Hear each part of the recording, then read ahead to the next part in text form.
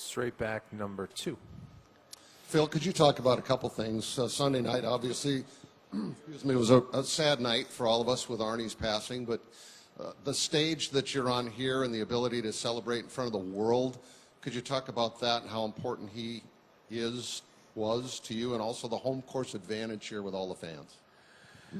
Well, the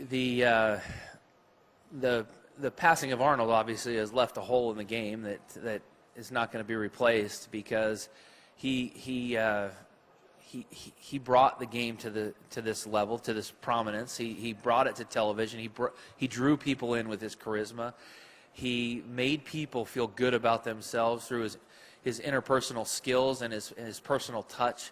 The way he could sense when somebody's uncomfortable and make them comfortable.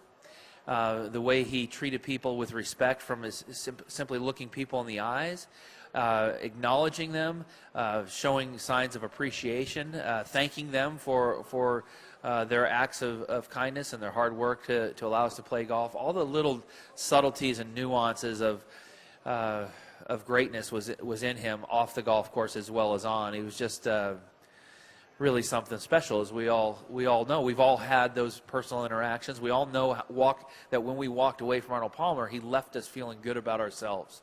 He did that with everybody he came in contact with. He's just one of the best men.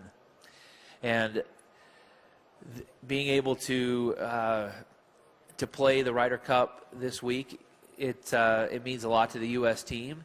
It brings an emotional element and appreciation for what he's done for the game of golf, the Ryder Cup, but the game of golf in general. And to play here in Minnesota, where people have been so supportive, and I think are going to be a very big asset for us, to feel that energy that they provide, to feel that excitement that they provide, I think is going to be a really important boost for the U.S. side in allowing us to play our best. Number 3 in the back. Hi, Phil. Andy Swiss, BBC News. Obviously, it's been a pretty tough run for the US in recent years. How confident are you that hasn't created any sort of psychological barrier as far as the players are concerned, particularly with such expectation here? I think that we're all very excited to be here this week. We have a very different feel, and we've had a lot of success together as a unit. Although it hasn't been in maybe this event, we've certainly had a lot of success in the President's Cups, and we've had a lot of success playing together, working together as a unit, and bringing out some of our best golf. And I think that when you look back on what the difference is, when players are put in a position to succeed, oftentimes, more often than not, they tend to succeed. And when they're put in positions to fail, most of the time they tend to fail. And this is a year where we feel as though Captain Love has been putting us in a position to succeed. He's taken input from all parties. He's made decisions that have allowed us to prepare our best, to be ready to play our best, and I believe that we will play our best. Now, we're playing a very strong European team. I don't know what that means result-wise, but we're very optimistic that our best golf is going to come out this week, and that's our goal. Number 1 and then 2. 1, please.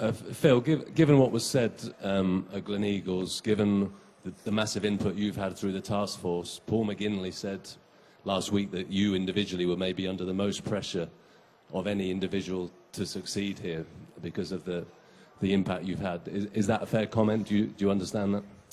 I can understand why I would say that. I don't necessarily agree with that, because what I feel is that this is, in my 20 years, the first time that we are actually involved in the decision-making process. The decisions that we have been held accountable for every single year, we now actually have involvement in those decisions. That gives us a whole platform to work forward. This is kind of the foundation week for us. This is the first week where input from all these players, all these past captains, past vice captains, PGA of America officials, caddies, have had involvement in the decision-making process. And from this, we'll work forward and keep continuity into 2018. And from that, we'll build on it in 2020. very much like the model that the Europeans have done with tremendous success and bringing out their best golf. And I give them a lot of credit in their ability to lift each other up to great heights, to play some of their best golf together in these events. And when you get together as a team and work together, you can achieve much greater success than you ever can as an individual. And we've seen that for decades from the European side. And it's exciting to be part of the groundwork and the foundation of the U.S. side trying to do that now going forward.